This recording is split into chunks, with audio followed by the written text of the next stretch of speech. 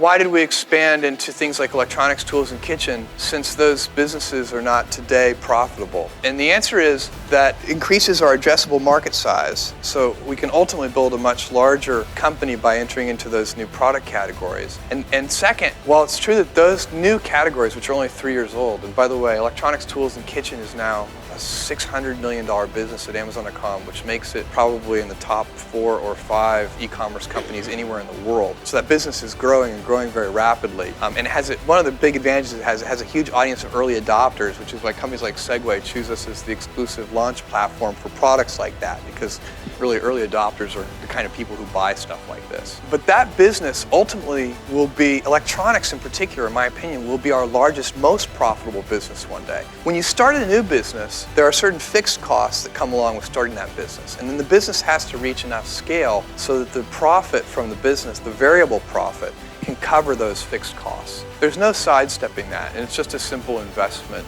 issue. Most entrepreneurs diversify too quickly. Most entrepreneurs are focused for whatever reason on having 14 different income streams instead of doing what actually matters, which is getting one down that's paying you. So many people who are bragging about their 14 income streams or 15 or 20 or 7, none of them are making money. It's great that you have an income stream that pays you $100 a year, but that's not actually getting you where you want to go. And the challenge is you end up spending so much time trying to set up these different diversified income streams that you're not ever putting enough energy into any of them to get traction and get results. It's unfair to look at what you can do now and compare yourself to a Jeff Bezos from Amazon, or even compare yourself to what I can do with a team of 37 people compared to what you can do now. The way that all of your heroes built their businesses and their wealth is by focusing on one thing and making it amazing and being world-class at it and great at it, and then diversifying. So this really depends on the stage and cycle that you're at. But most of the people who are watching, you're in the early stage. You're trying to figure out how to make this business go. You want to turn it into a full-time thing and eventually hire a team and build and grow and scale. If that's where you're at now, if you're in the build mode and this isn't a full-time business for you yet, then diversification is not the strategy. Focus is the strategy. Pick the one thing you can be great at, give insane value at, get amazing at it, and then go make some money doing it to then build your big vision, which is going to be a lot more diversified.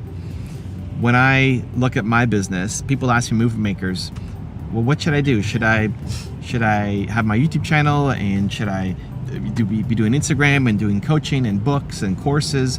And inside Movement Makers, we're training thought leaders, right? How do you build a business around your ideas, what you've been through, your purpose comes from your pain, you want to serve. How do we turn a business out of that? And for a lot of them, they're just doing way too many things, and as a result, nothing gets done. Well, I want to write a book, and I want to be a speaker, I want to have my YouTube channel, and I want to have courses and a membership program, and of course do coaching, and then as a result, you're so busy trying to set up all these different things that nothing ends up happening. It's insanely slow across the whole board because you feel like you have to have diversification in case one of the streams goes away. But none of the streams are making any money. So who cares if they go away, right? Like that's the focus that you need to have at the beginning is let's set up a sizable, consistent stream of revenue coming in, and then you can worry about diversifying. Honestly, there's too much time being spent on the wrong things, and it's just a sequence, right? It's like not that you give up on those things, there's just a timing to it. If you actually want to accomplish them, the better way to accomplish them is with a team, right? If you have 10 things that you want to do, the way to actually accomplish them is to have team help you go and accomplish them. Great, how do I get team? By focusing on one thing and making it give you money so that then you can afford to hire a team. So if you look at your list of 10 different things that you can do, you should focus on, okay, out of these 10 things, what is the thing that I love that can bring me some immediate money? That then I can pay myself. That's good. That I can provide for my family. That's good. And then maybe hire somebody part-time to eventually full-time, that then they can ease some of my burden, and then I can focus on building this one pipeline stronger or building a second pipeline, right? That should be the focus. And so it's frustrating because you've got so much potential and so much heart and so much talent, so many skills, and just such a desire to serve that it doesn't happen because there's too much diversification going on. So what's the order? So as I'm working through with movement makers, like, okay, you need to pick between all these things. What's going to make you money? Because making money is important. You know, I think some people feel like money is everything. It's not. And some people feel money is the root of all evil. It's not. Money's a tool, and it needs to be important if you're going to have a business. In my world of thought leadership, coaching is a great way to do it, because people say, well, you're just trading time for money. Yes, but you're making money. Where if you're writing a book, you're not making money writing the book. If you're speaking, you're not making money as a speaker early on in your career, right? Now, if you start building up enough attention and enough momentum and enough, history and traction experience, yes, you get paid to do it. But the problem is most people will quit, right? Like if it's going to take you 7 years or 5 years or 3 years to get a paid speaking gig, something that's actually, reasonable, not $100 to speak somewhere, most people will quit on that journey because they're not seeing momentum and traction fast enough, because they're trying to diversify so much and do everything, and then nothing ends up happening, and you end up quitting and going back and getting the job. And that's really frustrating, because it can work. It's just about getting the sequence right. So think about your big vision. What do you want to accomplish? What's the world you want to create? We love doing this as entrepreneurs, right? Like, I want to build a world where X happens, right? For me, I want to build the world where people believe in themselves. I want to solve the world's biggest problem. What does that look like? Awesome. Now, inside of that, what's the next step that you can take that can start getting you paid? If you're at the early stages, that's what you have to figure out. What's a problem that you can solve? That is not you're not going to be doing this one thing forever, right? Because that sounds boring and like a death sentence for entrepreneurs. We're not going to just do this one thing forever, but it's our first step that we have to not see 10 projects through to 50%, but get one really good project through 100%. That's what matters. Most of your projects, you start and stop and start and stop. You're doing 10 different things and you're seeing them through 30% done, 50% done, 70% done. It's never done 100%. And so you never get results. Pick the one thing that can actually start paying you, push it through to 100%, get it done, start getting paid, and now we're on track. Now you're ahead of 95% of business owners who get started, because you're actually making money and supporting yourself. It's a big difference. Diversification then becomes fun in the future, right? But if I'm going back, for me, what am I doing now? If I was just getting started now, or if everything went away, I know what I know, but everything goes away. I get asked this question when I'm doing podcasts. Like, if you know what you know now, but everything went away and you had to start over from scratch, what would you do? I would not be doing most of the things that I'm doing because I don't have team.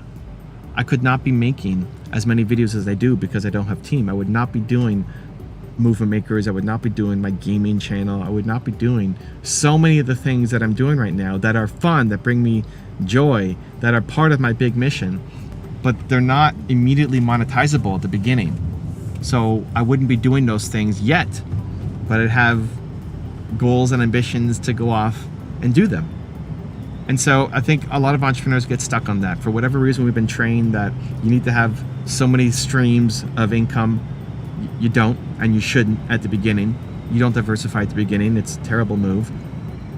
And then 2, inside of your big idea, what's the one that will start getting you paid?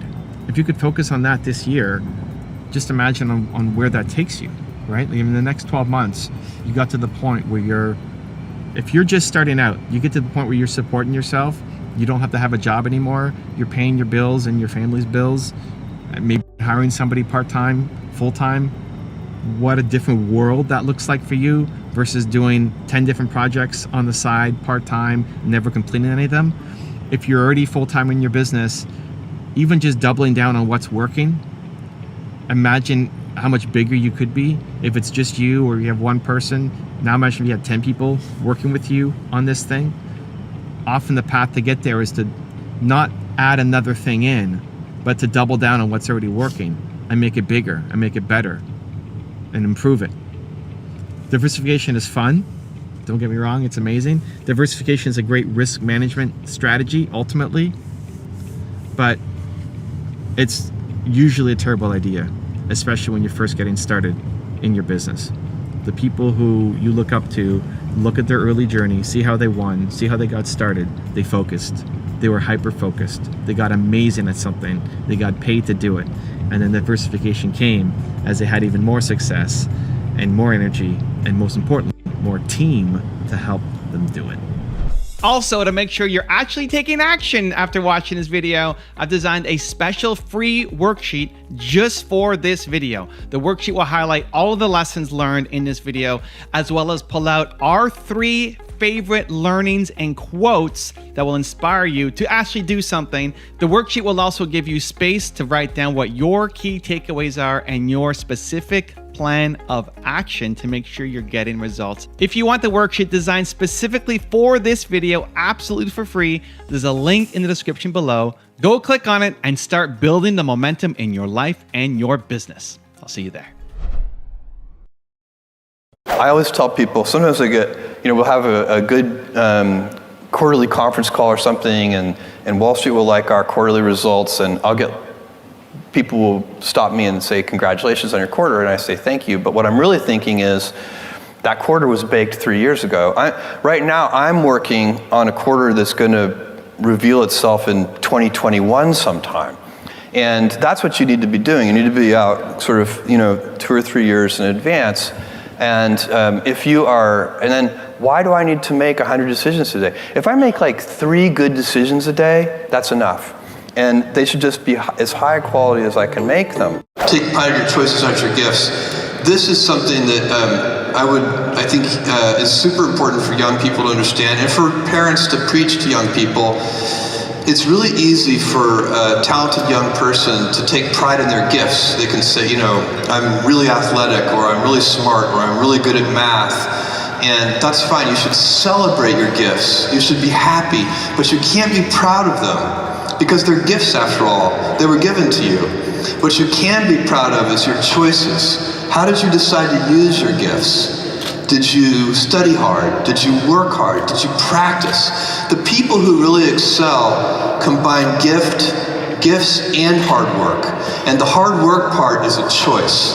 You get to decide that. And that is something, when you're looking back on your life, you'll be very proud of. When you buy over the internet, Amazon, do you ever get the wrong order? Is anything ever wrong? What do? Do you call up and complain, or you don't have any problems? No, I'm a customer of Amazon, hopefully like all of you in this room. Is there one person full-time who services your account? If there's anyone in this room who's not an Amazon customer, see me right afterwards, and I'll walk you through it. It's I have problems sometimes, and I treat them like the same way I treat a problem that I would get from a customer. My email address is famous, and I keep it, and I read it. It's jeff@amazon.com. I don't see every email that I get anymore because I get too many, but I see a lot of them. And I use my curiosity to pick out certain emails. So I'll get one from a customer, and there's a defect. We've done something wrong. Usually people are writing us, not always, but usually they're writing us because we've screwed up their order somehow. And so I'm looking at this, and for some reason, something seems a little odd about that one. And so I'll ask the team to do a case study and find real root cause, or causes, it's usually causes, real root causes, and then real root fixes. So that when you fix it, you're not fixing it for that one customer, you're fixing it for every customer. And that process is a gigantic part of what we do. So I would treat if I have a failed order or some bad customer experience, I would treat it just like that. Amazon has 14 leadership principles, and this is the one that often catches people a little by surprise, because one of our leadership principles is that good leaders are right a lot. And it sounds kind of like, well, great, but is there some way that I can practice being right a lot? And you're not going to be right all the time, but I do think with practice, you can be right more often. And I've observed people who are right a lot, and I notice a few things about them. The first is that people who are right a lot, they listen a lot. And people who are right a lot change their mind a lot. And people who are right a lot, they seek to disconfirm their most profoundly held convictions, which is very unnatural for humans. So humans mostly, as we go about life, we're very selective in the evidence that we let seep into us. And we like to observe the evidence that confirms our pre-existing beliefs. And people who are right a lot work very hard to do that unnatural thing of trying to disconfirm their beliefs. When I started Amazon, it was 25 years ago. I started Amazon in 1994. When I went to seek investors, the first question I had to answer is, what is the internet? None of my investors had ever heard of the internet. And the idea that I had in mind was to build a bookstore. I realized that we could build a store which would have every book ever printed in any language, in print or out of print, and we could do that online. It would be impossible in a physical store. And that was the founding idea of Amazon. But did I expect what would happen today? No. You know, we started, I've been at Amazon when it was one person, me, when it was 10 people, when it was 100 people, when it was 1,000 people, and today, when it's more than 700,000 people and approaching 70,000 people just here in India. So, no, I did not predict that. And actually, I think if anybody had predicted that, they would have needed to be immediately institutionalized in a mental facility, because it's not a normal thing to have happen. My dream when I started Amazon was that one day we might be able to afford a forklift. So it's been a very fun journey for me. And by the way, I still tap dance into work. I'm having so much fun. One of the reasons we have been able to extend into new business areas, and first new product categories, going way back, we just sold books, and then we started selling music and DVDs and electronics and toys and so on. And then we've extended into electronic reading with Kindle. The reason customers have been receptive, in large part, to our new initiatives is because we have worked hard to earn trust with them. Earning trust with customers is a valuable business asset. And if you mistreat their data, they will know. They will figure it out. Customers are very smart. You should never underestimate customers. My grandparents would take me every summer, starting at age 4, every summer, kind of to give her a break, really, for the whole summer. So I'd be with my grandparents and on their ranch in Cotulla, Texas, which is halfway between San Antonio and Laredo. We lived in Houston, and so we would make the 5-hour drive out to Cotulla. They'd drop me off, spend a couple of days there, then they'd go back to Houston. I'd spend the summer. And I went every day to the ranch with my grandfather to help. Now, a 4-year-old boy on a ranch in South Texas is not a lot of help. But I didn't know that. I thought I was helping, and then by the time I was 16, I actually was helping. So I have, I can suture up a prolapsed cow. I can fix windmills. My grandfather was so resourceful, and that he made his own veterinary needles. He would take a little piece of wire and pound it flat with like a oxyacetylene torch, and then drill a little hole through it. And then we did all of our own veterinary work. Some of the cattle even survived. And so we had great fun out there. We built barns and welded things, and he bought a D6 Caterpillar bulldozer used. It was like 1955 model year for $5,000. It was completely broken. The gears were stripped. And then we spent, a whole summer repairing that. And the first thing we had to do to repair it was build a crane to take the gears out of the transmission. And so, what I learned from watching him was just how resourceful he was. He didn't ever call a repairman. He figured it out. This work-life harmony thing is what I try to teach young employees, actually, and senior executives at Amazon too, but especially the people come in. We're asked about work-life balance all the time. And my view is that's a debilitating phrase because it implies there's a strict trade-off. And the reality is, if I'm happy at home, I come into the office with tremendous energy. And if I'm happy at work, I come home with tremendous energy. And so it actually is a circle. It's not a balance.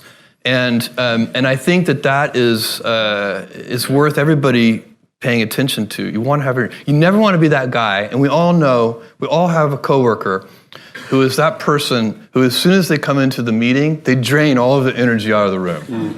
You can just feel the energy level go, whoosh. You don't want to be that guy.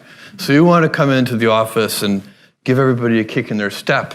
One of the precursors, one of the foundational things to being able to take risk is to have had some kind of support from somebody. You have to have some mentors. You have to have somebody who loves you. These are the kind of things that build up and allow you to kind of, jump off into uncharted terrain and do something new, because you have a support system of one kind or another. And I certainly did. So for me, I just want to point out that I feel very strongly that I've won a lot of lotteries. Amazon is one of the lotteries that I've won, but I had a big lottery with my parents. My dad is a Cuban immigrant. He came here when he was 16 years old, didn't speak any English. He's a great guy.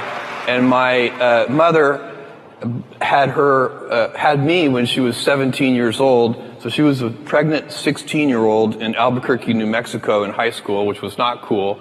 And she made it work, and her parents, my grandparents, helped her with that whole thing and made that all work. And if you don't get that kind of support somehow, it doesn't have to be your parents. Sometimes people get lucky, it's a grandparent, or it's a friend, or a family friend, or a teacher. It can be somebody, but you need that. Somebody has to step into your life. And that's a lottery that I suspect a lot of people in this room have also won, just like me. You don't choose your passions choose you. And I would always advise young people, actually anyone, to get in touch with what you're really passionate about. And it's a gift to have a passion. Some people are lucky they have more than one passion. They have 2 or 3, and that gives you energy. You can't force a passion on yourself. It just doesn't work. You can try, but it's unlikely to succeed. Your stock at one point, I think, went to $100, but then it went down to $6 or something like that. At the peak of the internet bubble, our stock peaked somewhere around $113. Thanks. And then after the internet bubble, busted open, our stock went down to $6. It went from 113 to 6 in less than a year. So my annual shareholder that year starts with a one-word sentence, and that one-word sentence is the word ouch. So most of those internet companies of the dot-com era are out of business. Yeah. You survived. What was that made you to survive, and virtually the rest of them are gone?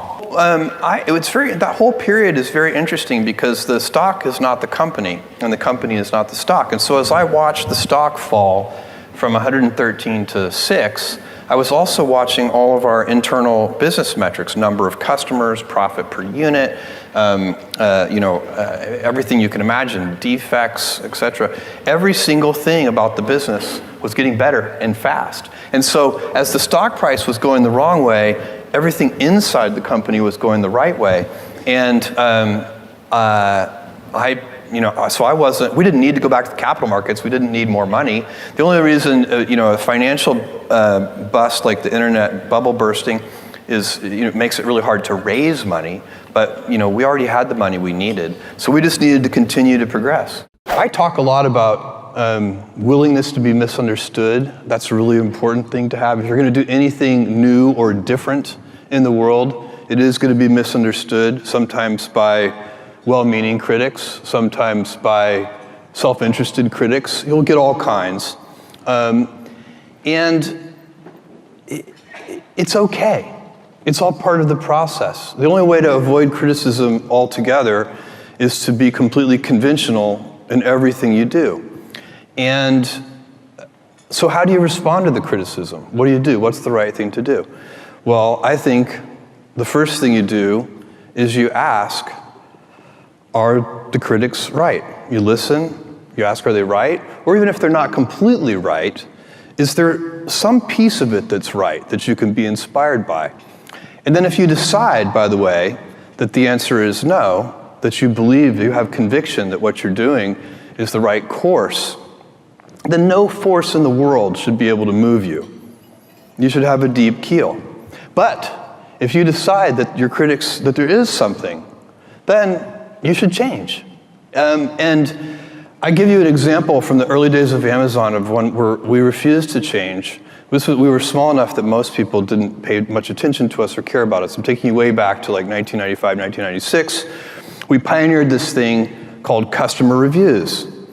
And I got a letter one day from a publisher, a book publisher, that said, hey, you must not understand your business. You're losing sales because you're allowing negative customer reviews on the book detail pages. Why don't you just put positive reviews? And I thought about this, and I thought, no, he's wrong. We don't make money when we sell things.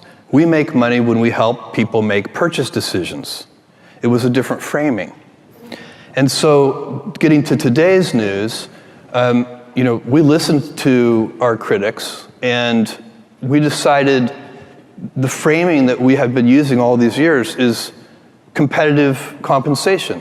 We look at what other job opportunities there are and what the competitive compensation levels are, and we offer competitive compensation and actually non-competitive, world-leading benefits packages, but just competitive compensation. And so in light of this, thinking about this and trying to decide, do we want to change, we realized, we just made a decision, well, you can offer competitive compensation or you can decide to lead. And as soon as we framed it that way, we're like, let's decide to lead. It's a great and I think people will follow. What was it the critics said that caught your eye? Basically, they were saying, if you read between the lines, because a lot of the specific criticism was not correct, but if you read between the lines, what they really wanted us to do, they said, because you could also say, look, there's so many companies. There are all the fast food companies, there's, the baristas, and there's, like, wait a second, why are you focusing on us? But what they're really saying is, we're focusing on you because you're a leader, and we want you to lead. That's what they're actually saying. And as soon as you recognize it that way, instead of it feeling like criticism, it feels empowering. They're asking us to lead because we're a symbol of an innovative, iconic company. We're a gold standard for innovation. We should lead. Never chase the hot thing, whatever it is. That's like trying to catch the wave, and you'll never catch it. You need to position yourself and wait for the wave. And the way you do that is you pick something you're passionate about. So that's the number one piece of advice that I give to somebody who wants to start a company or start a new endeavor inside of a bigger company. Make sure it's something you're interested in, something you're passionate about. Missionaries build better products. And so I would take a missionary over a mercenary any day. Mercenaries want to, flip the company and get rich. Missionaries want to build a great product or service. And, and one of those great paradoxes, it's usually the missionaries who end up making more money anyway. There's one reason we have done better than most of our peers in the internet space, over the last 6 years. It is because we have focused like a laser on customer experience, and that really does matter.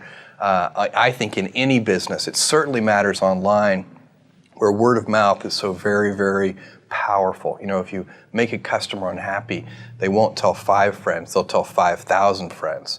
So we are at a point now where we have all of the things we need to build an important and lasting company. And if we don't, it will be shame on us.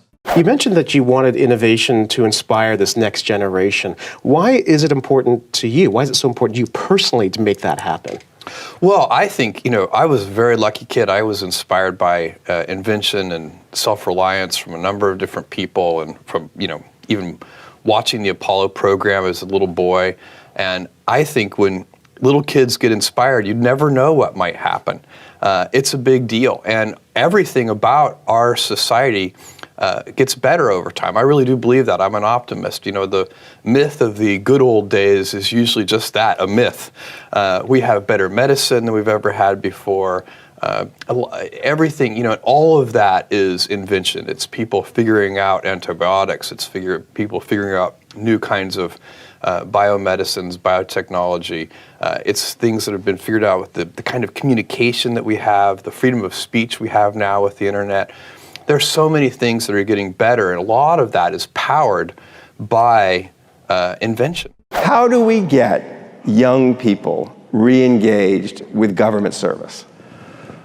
Well, I think one thing, and I look at this at Amazon too, so I don't think it's just government service. I think a lot of these government organizations are large organizations. And large organizations have a set of problems, and I worry about this at Amazon. I want us to have the scope and capabilities of a large organization, but the spirit and heart of a small startup company. And I think that so large organizations, one of the things that happens is that the rate of the decision-making velocity goes down. And it gets hard for large organizations to make decisions quickly. It's trivial for a 50-person startup. They make decisions like this. But a 500,000 person company like Amazon or a giant government agency, there's a lot of levels of review and different things, and it can really slow. And by the way, that young people don't want to work at a company with a slow decision-making process. It's just not as fun as working at a startup company or somewhere else. So I think you can do that, and even in a large organization, I think if the leadership, this is all about leadership, if the leadership focuses on increasing the decision-making velocity of the organization, everybody will be happier. It's more fun. Everybody will be happier at work, and you'll get younger people because that's what they want. You can also do, every single person who works in a large company, you get to decide, are you going to help increase the decision-making velocity? Are you going to bring energy to the room? We all have those people, we work with them. As soon as they walk in the room, the whole room, the energy level goes up. Somehow they bring energy to that conference room. And we also all work with people who are the opposite. Like the second they walk in the room, the whole room deflates. And you don't want to be that second guy. You want to be that first guy. And we all get to choose that. We all get to decide that. So anyway, I think you can do it in big organizations. And I think one of the things that makes big organizations less attractive to young people is just sometimes we're slow. And you can fight that and you can fix it. If you look over long periods of time, look over hundreds of years, and look at the average sort of life cycle of a new technology, what you find is that it's getting compressed and compressed and compressed. So the rate of change is getting faster and faster. Every decade that goes by, there are sort of more important discoveries per unit time than there were in the previous decade. And a lot of these discoveries tend to have two uses. I mean, technologies tend to be agnostic with respect to whether they can be used for good or used for evil. And I think that over the next 50 years, we are going to face a lot of very tough decisions as a society in how we make sure that we are harnessing those technologies for good purposes.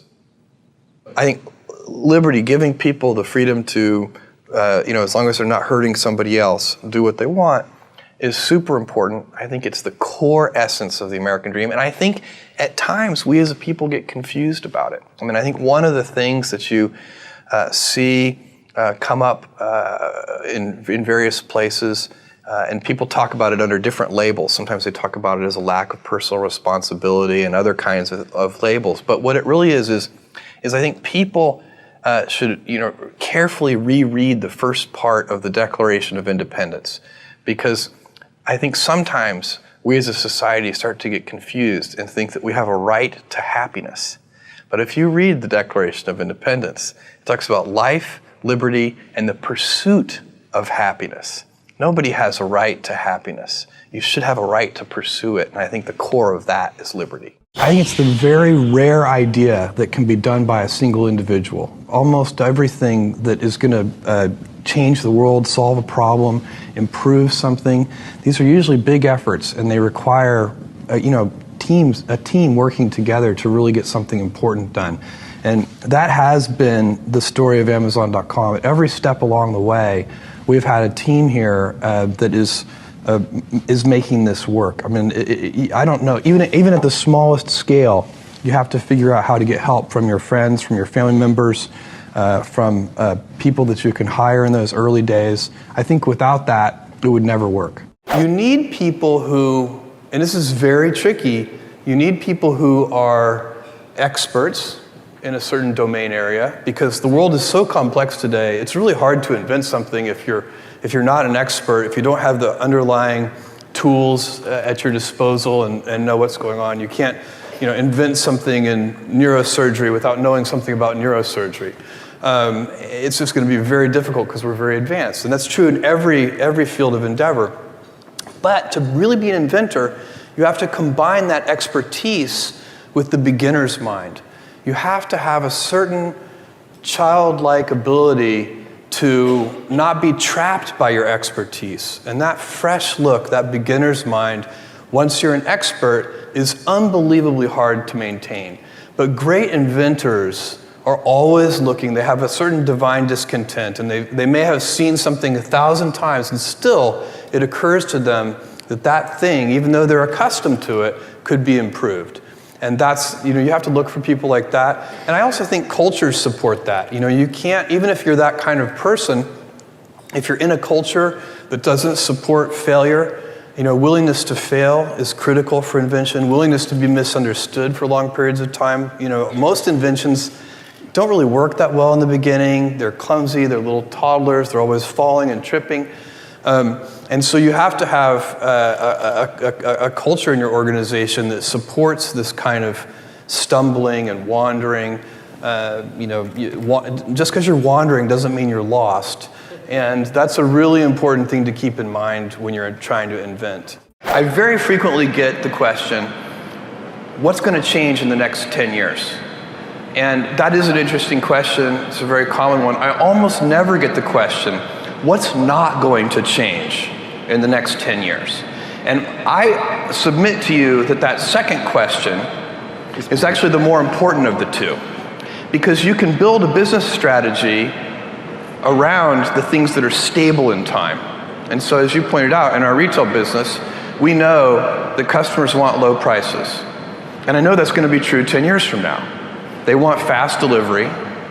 They want vast selection. It's impossible to imagine a future 10 years from now where a customer comes up to me and says, Jeff, I love Amazon, I just wish the prices were a little higher.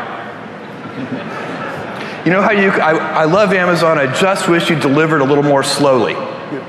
Impossible. And so the effort that we put into those things, spinning those things up, we know the energy we put into it today will still be paying dividends for our customers 10 years from now. And so when you have something that you know is true, even over the long term, you can afford to put a lot of energy into it. On AWS, the big ideas are also pretty straightforward. It's impossible for me to imagine that 10 years from now, somebody is going to say, I love AWS, I just wish it were a little less reliable.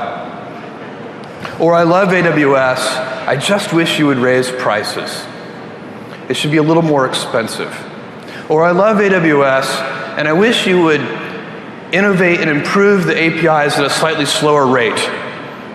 None of those things you can imagine. And so the big ideas in business are often very obvious, but it's very hard to maintain a firm grasp of the obvious at all times. But if you can do that, and continue to spin up those flywheels and put energy into those things, as we're doing with AWS, over time, you build a better and better service for your customers on the things that genuinely matter to them. From the very beginning, in 1994, when I came across this fact that the web was growing at 2,300% a year, I was working on Wall Street, a very specialized kind of investment bank called a quantitative hedge fund, a company called D.E. Shaw. And when I decided I was going to go do this crazy thing, I went and told my boss, and he said, well, let's go for a walk. So we went on a 2-hour walk in Central Park, and he actually thought it was a good idea. He's a very smart guy. His name is David Shaw. He's one of the few people I know who has a fully developed left brain, a fully developed right brain, just a super smart guy. And he said, this is a great idea, but it would be a better idea for somebody who didn't already have a good job.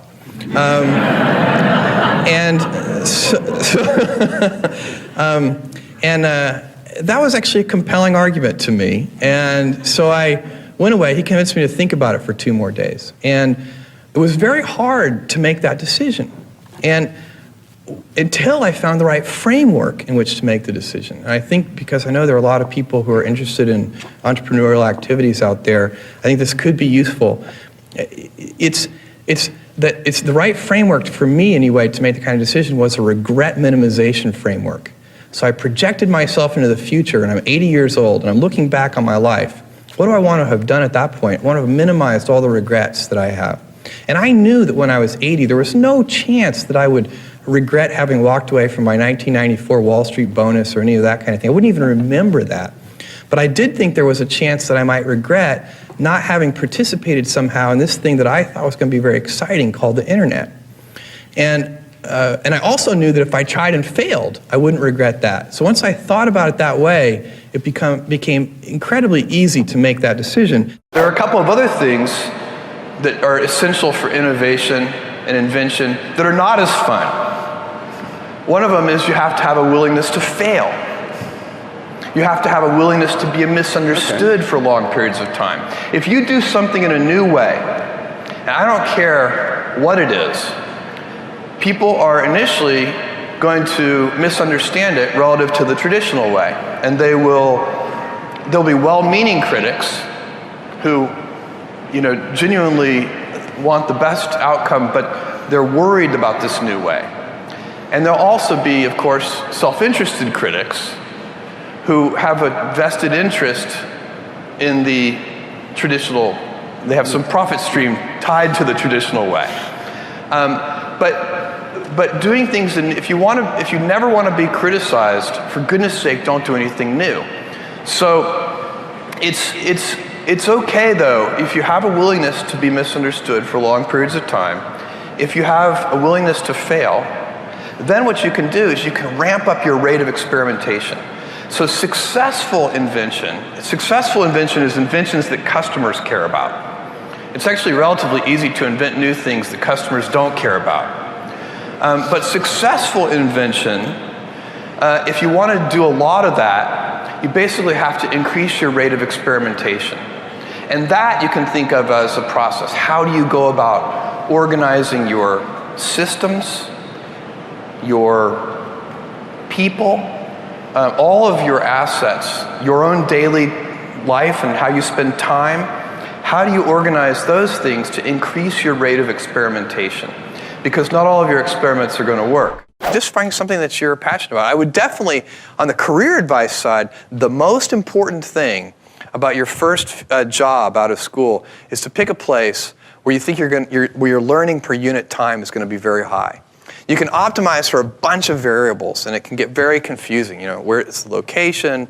What's the salary going to be? And all those things are worth considering. They're all important. But make sure you pull back after you've done your analysis and say, am I also picking the place that I believe my learning per unit time is going to be the fastest? And you learn much more from a best practices company than you do. You learn no matter where you go. So if you go work for somebody and you're like, God, these people are all crazy. This is insane. You'll learn a lot of negative lessons that you can use later, and you can not do those things. But that process of elimination method takes a long time. So it's better to try and find a place that has really high hiring standards, some of the basics especially, a place that's trying to recruit only A's hire A's, and B's hire C's, and C's hire D's. So you've got to hire only A's. And you need to pick a company that's doing those kinds of fundamental practices well, because then you'll learn so much. It'll set you up to do other things. So I would say that's probably the best career advice I can give. I would definitely advise a small startup company to be as narrow and as focused as is possible to be. If you look at the original Amazon business plan, there was no hint of anything other than books in it, and it was not on my radar. I was thinking I wanted to build an online bookstore. That was it. And it worked way better than I thought it would, and we launched music, and that worked better than I thought it would, and we launched videos. I think it's so long ago I can really remember. I think it was actually VHS tapes. Is that possible? And that worked better than we thought it would. And then I sent email to customers. So I picked about 1,000 customers, and I said, besides the things we sell today, books, music, and video, what would you like to see us sell? And the list came back incredibly long tail. It was almost like whatever was on their mind at the moment. It was like, I wish you sold windshield wipers for my car. And I was like, really? Windshield wipers? That wasn't done in the business plan, but that's an interesting idea. And so today, we basically, if you're buying your windshield wipers anywhere else, you're probably getting ripped off. So it's been, kind of one foot in front of the other. Invention is not disruptive. Only customer adoption is disruptive. At Amazon, we've invented a lot of things that customers did not care about at all. And believe me, they were not disruptive to anyone. So it's only when customers like the new way that anything becomes disruptive. And so really it's just saying that you want to, if somebody comes to you with a business plan that they claim is disruptive, you should ask them to explain it to you in simpler language. And the simpler language is, why are customers going to adopt this?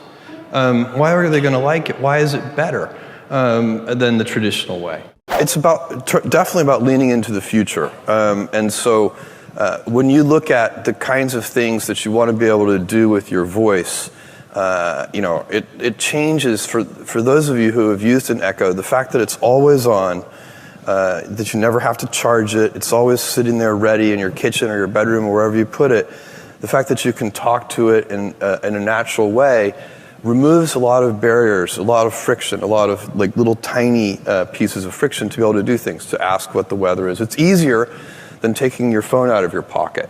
And what people have found over and over again is that by removing the tiniest amounts of friction from ordinary activities, really people appreciate that, and it improves customers' lives. One of the key things about lean, defect reduction, being efficient, not letting defects travel downstream in any process. If you're going to eliminate waste, or as the Japanese call it, muda, you have to have information. And the data center has historically been an information-free zone as far as application developers are concerned. You would write code, and you have no idea how it's consuming resources. You're too insulated because you're in a pool of resources, and you can't meter it.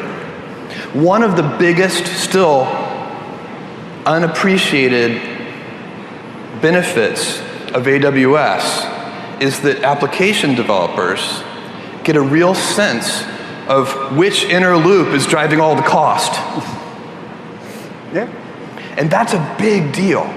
So that's just starting to, that's one of the ways that this approach to infrastructure dramatically reduces costs. In our data center, in our fulfillment centers and in our customer service centers, we have, we're always seeking to keep defects from moving downstream. So this is a principle that was probably best applied in the first best applied by Toyota. And they had this idea of that they call the andon cord, which basically any factory worker could pull the cord and stop the whole automobile manufacturing line. And for old school auto manufacturing companies, that was considered crazy, absolutely insane. In fact, the opposite principle was typically at work, which is you did everything possible to keep that line running. And here Toyota flipped that on its head, and they said, look, anytime there's a defect, no matter how small, we want you to pull the cord and stop the whole line. And stopping things, if you do that in a line that has a lot of defects, initially you get a lot of andon cord pulls, and it's very expensive. But over time, if you use that approach, you eliminate the defects closer and closer to the source. And the people who are fans of lean manufacturing and these kinds of techniques take almost as an article of faith, although there's a lot of evidence to support this in very diverse industries, that the further a defect travels downstream, the more expensive it becomes to fix. And so you want to You want to stop those things. You don't want them to repeat and happen over and over. Sometimes, we expand into new areas in two ways. One is kind of, from a customer need. We will work from a customer need to the skills that we need. And the other one is skills forward, from a skill set we have to a new set of customers. So Kindle is an example of a customer need, and so we don't have any hardware skills. We've been doing this for 10 years now, but if you go back in time 10 years, we had no hardware team. We had to hire somebody to lead our hardware group and then build a hardware team and build some institutional competence at it and so on. That's a customer need backwards approach. And then skills forward, a great example of that is Amazon Web Services. We had the skills to do AWS. We had probably more distributed computing expertise than anybody else in the world because of the transactions. Transaction systems are so complicated and hard to build, and we had a service-oriented architecture of great complexity, probably before anybody else. And so because we were doing that, we could kind of see the future a little bit, and decided to build AWS, which has turned into a huge business in its own right. And that is, if you were always, business is very situational, and so rules of thumb are good, but they have to be applied to the right situation. So sometimes the old maxim that you should stick to the knitting is correct, but sometimes the adage that you should stick to the knitting is wrong. And a senior leader's job is to figure out in which situation are you. Because you made it this far in the video, I want to celebrate you. Most people start and don't finish. Most people never actually follow through. Most people say they want something, but they don't ever do the work to actually get it. But you're different. You are special. Believe Nation, you made it here all the way to the end, and I love you. So as a special celebration, if you put a hashtag believe down in the comments below on this video, I will showcase you and celebrate you somewhere on the screen in a future video because you are awesome. If you want another amazing Jeff Bezos clip, check it out right there next to me. I think you'll love it. Continue to believe, and I'll see you there.